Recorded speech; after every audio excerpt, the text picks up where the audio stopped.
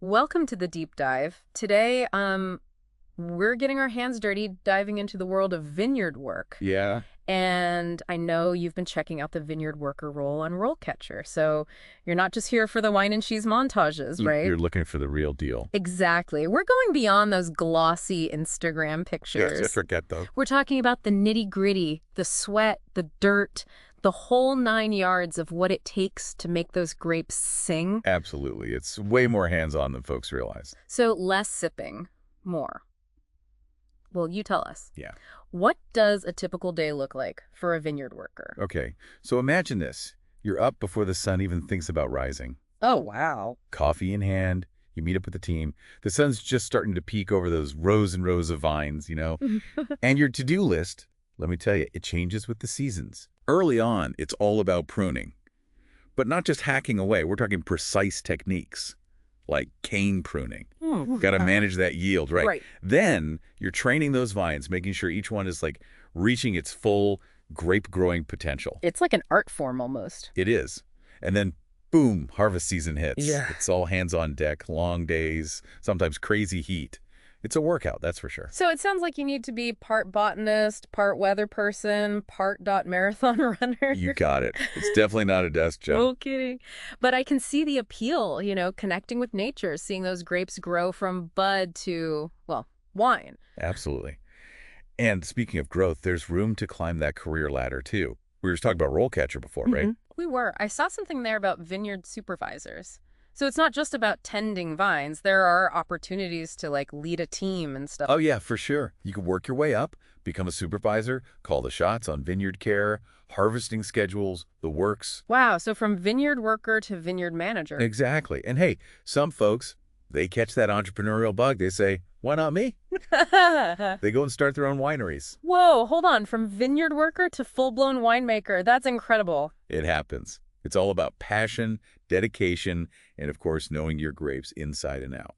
That's quite a journey. Okay, so we've talked about the hands-on stuff, the career paths, but what about the skills you pick up along the way? I bet you learn a lot more than just how to prune a vine, right? Oh yeah, you're not just building muscles out there, you're building like life skills. Problem solving, for one. Oh, I bet. Yeah, think about it. Weather throws you a curveball, pests show up uninvited, suddenly, bam, disease. You gotta think fast, adapt, protect those grapes. High stakes. You said it. Yeah. And then there's teamwork, man. Couldn't do it without it. Pruning, harvesting, you're depending on your team, everyone pulling their weight. Yeah. That translates anywhere. Totally. So it's not just a job, it's personal and professional development all in one. Exactly. Speaking of which, I was looking at RoleCatcher earlier, and Sure. they had the section on interview questions for vineyard supervisors, right? And they were asking about like managing teams under pressure, especially during harvest. Makes sense when you think about it. Everything's got to happen so fast then. Absolutely. You got tight deadlines. Every decision matters. Yeah. Can't mess around. Exactly. And that's where a resource like RoleCatcher really shines, I think. It's not just about getting the job, it's about like equipping yourself to actually nail it. Totally. Knowledge Oh. is power. Right.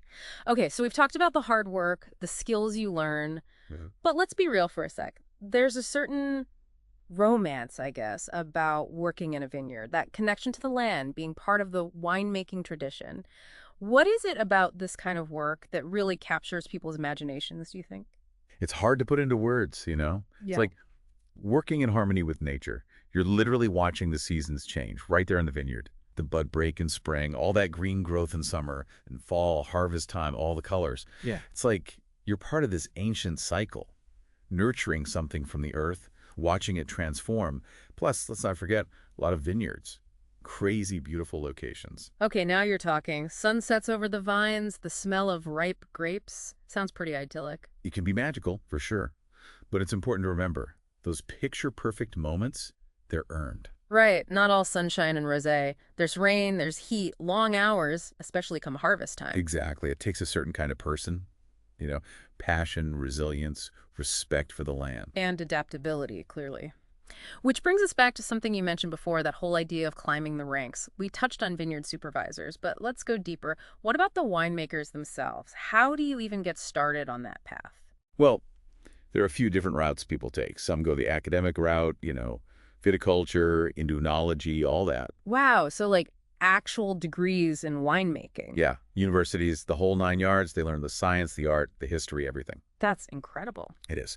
But then others, they learn the old-fashioned way, apprenticeships, working side by side with experienced winemakers, learning the tricks of the trade that have been passed down for generations. So cool. So there's a path for everyone, whether you're a science whiz or more of a hands-on learner. Exactly. Everyone finds their own way. It's it's more than just a career, isn't it? It's a lifestyle. 100%. You're immersing yourself in a world of tradition, of passion, of creating something truly special. It really is. It's a whole world, isn't it? And speaking of creating something special, we've talked about the journey, the hard work, but let's be honest, it's all about the final product, right? The wine. Exactly. So let's say, hypothetically, you're a winemaker. What kind of wine are you putting your name on? What's your specialty? Ooh, that's a tough one. Like asking an artist their favorite painting, you know? So many choices. Right, you got your bold Cabernet Sauvignon, your crisp Sauvignon Blancs. Where do you even begin? See, I'm a sucker for those lighter wines. Something fruity, perfect for a warm afternoon, maybe with some friends, some snacks. I feel that. But then, those big, full-bodied reds. Can't go wrong with a classic. True, true. It's all about the occasion, the mood, the company. Exactly. That's the beauty of wine, I think. There's something for everyone.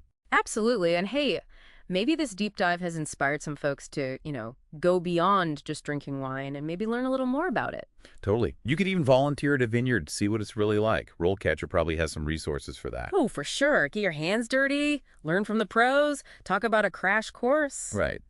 So, as we wrap things up here, I hope everyone listening has a little more appreciation for what goes into that bottle of wine. Me too. This is a whole process, a labor of love. Exactly. So next time you take a sip, remember, there's a story behind it.